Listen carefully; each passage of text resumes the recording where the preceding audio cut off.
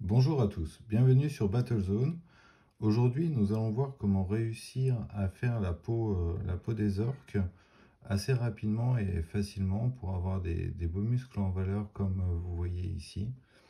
Donc si ça t'intéresse, reste jusqu'à la fin de la vidéo. Tout d'abord, pour soutenir la chaîne, pense à t'abonner.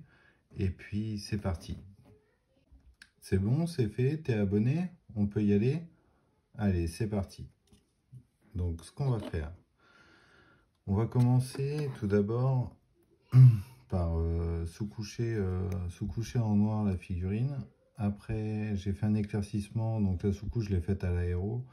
Et le premier éclaircissement en blanc, je l'ai fait également à l'aéro. Maintenant, ce qu'il faut qu'on fasse, c'est un brossage à sec uniquement sur les parties hautes de la figurine, tout ce qui est arête. Voilà, donc là, pareil pour la tête. Et pour les muscles, vraiment tout ce qui ressort. Donc allez, on fait ça, c'est parti.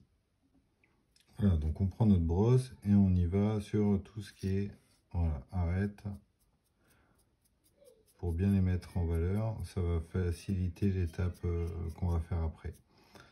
Donc là, à la caméra, ça sera pas tellement parlant, parce que blanc sur blanc, ça, je sais pas si vous voyez, on a déjà un meilleur éclairci ici sur le haut de la tête. Voilà, donc on y va, on continue. Donc cette étape-là est quand même assez simple, assez rapide. Un bon brossage à sec classique. Voilà, donc on se retrouve une fois que j'ai terminé.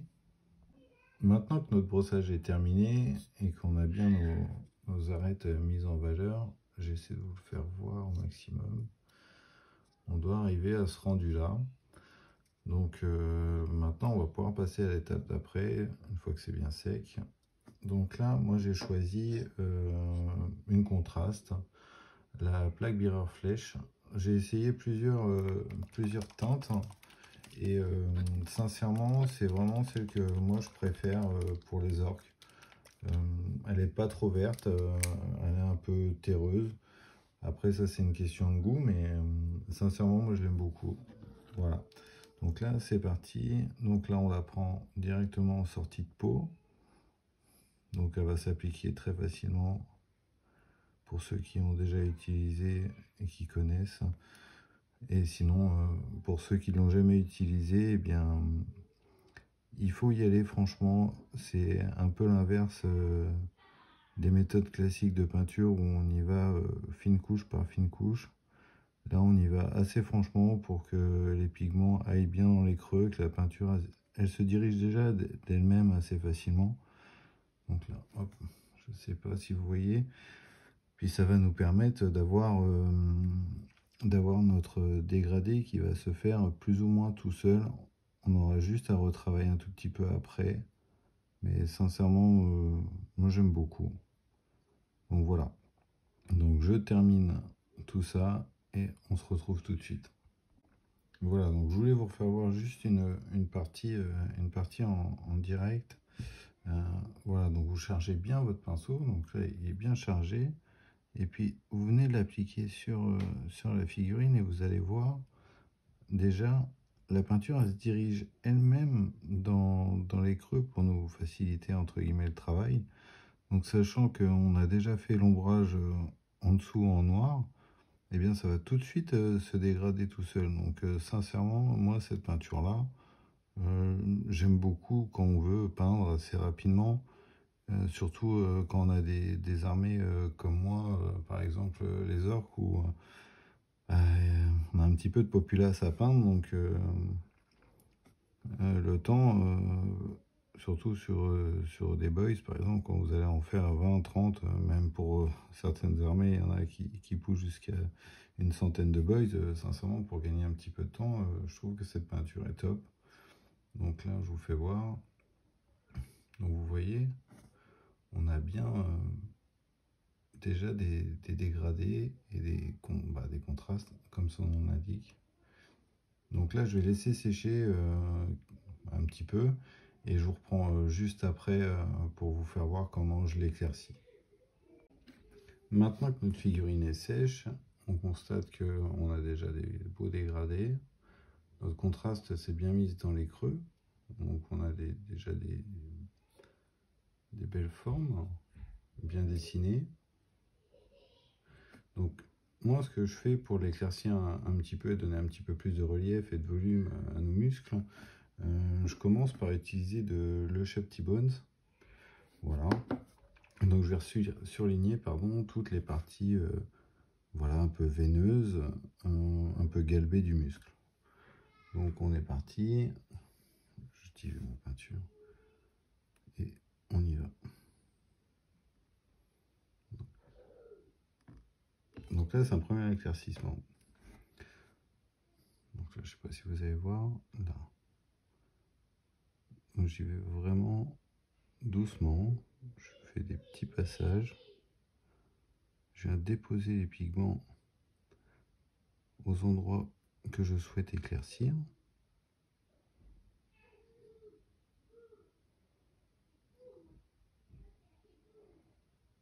Ça, on va pouvoir le faire une fois, peut-être deux, en fonction du rendu qu'on veut.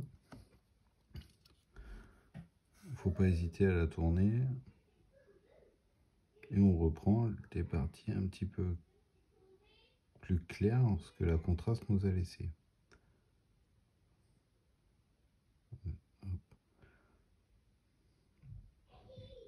C'est quand même top d'avoir des orques avec des muscles bien dessinés et bien visibles sur le champ de bataille. Je ne sais pas si vous voyez déjà la différence. Si on constate déjà, voilà, juste avec un tout petit passage. Il n'y a pas besoin de forcer dessus, hein, c'est une petite lumière en plus que je voulais apporter. Chacun a ses recettes, mais celle-ci, moi, j'aime bien. Elle rend bien, donc je voulais vous la partager.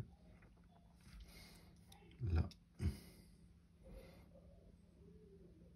Après, pour les orques, c'est vrai que c'est compliqué. Il y en a qui aiment bien un petit peu à l'ancienne, où ils sont très très verts, avec des gros dégradés, mais sur du vert foncé. Moi, je préfère ce schéma-là. Je trouve que ça change un petit peu. Mais ça fait des jolis orques, je trouve. Là, on va reprendre un peu les doigts.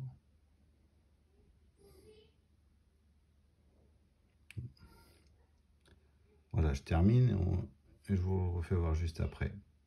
Donc voilà, maintenant que l'éclaircie primaire est fait, vous constatez bien, on voit bien que ses yeux sont surlignés, son contour de bouche, ses muscles, ses veines.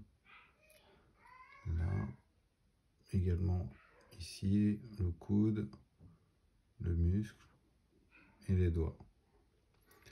Donc ce que vous pouvez faire si vous trouvez que c'est trop clair, on peut utiliser un petit lavis de green camo. Voilà, celui-ci. Donc vous le diluez pas mal. Donc là, j'en ai. Je vais vous faire voir.